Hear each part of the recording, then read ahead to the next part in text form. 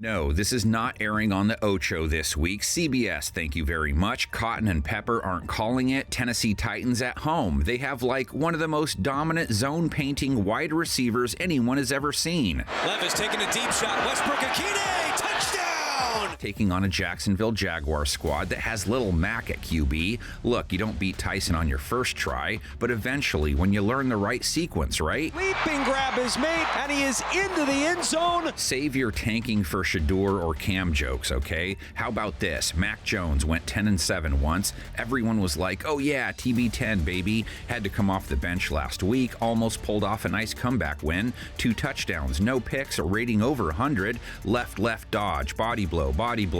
It doesn't matter if the opponent is bigger or stronger. Jump ball caught for the touchdown.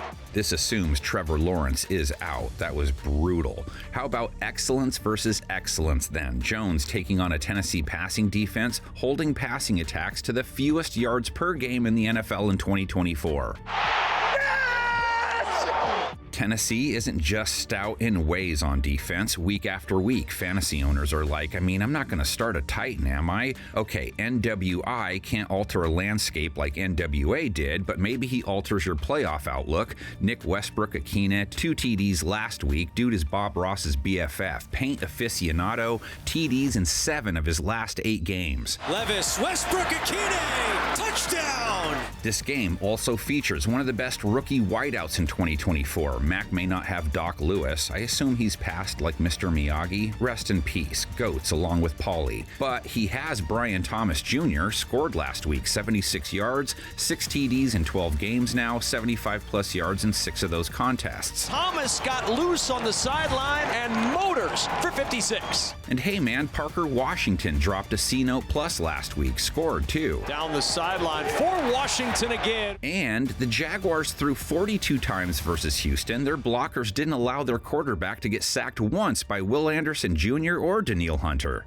Mac Jones on the roll, pressure in his face, he stands in. Sure, but the Titans also have Johnny Lawrence, and it doesn't matter what his record is, he's bad A and a threat. Has swept some legs. Will Levis threw 2 touchdowns last week, didn't get picked off. 4 touchdowns in his last 2 games, gunslinger. Throws on the run, what a play by Levis! Secondary he takes on this week, Jacksonville held CJ Stroud to just 1 touchdown. He's out there, and the ball is knocked away at the last moment. See, the thing is, if you were looking for a preview that was all about the Titans defense giving up 42 points last week with help from its offense and special teams turning the ball over 3 times. Pushing separation away, and it's an easy throw and catch. A preview that's like, oh, Tennessee's #1 in passing yards per game allowed on defense because no one throws on them. They don't need to. Mid-90s rate allowed for the year, only 6 INTs. Like last week, only 206 yards, but 3 touchdowns allowed. Rate given up near 115 to Jaden Daniels. Looking for McLaurin, he's got him! We're not here to talk about Tennessee giving up over 260 rushing yards on 6.5 a run to Washington, 3 scores. A 3-play drive! Or to harp on Jacksonville's defense, giving up 101 yards to Joe Mixon on 5.1 a carry,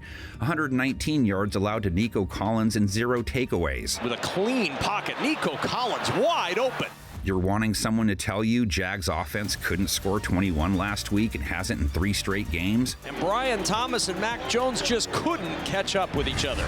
Or that Tennessee's O has scored under 21, 7 of their last 8, after only putting up 19 last week. Well, you've come to the wrong place. Sees the pressure, steps up, but Luvu brings him down. Game preview guy is not dragging all that negativity into the tournament, man. Funny, Jacksonville could take one Sanders, Tennessee the other. What? Jags and Titans play each other week 17 as well. That could be serious artillery material. This is round 1. What a high-scoring affair when they first met in 1995. This was Jacksonville's very first game in its existence at home, too. They used Steve Berline and Mark Brunell at quarterback. Their fans didn't see a single Jaguars TD, and just one all day in the first quarter, no less.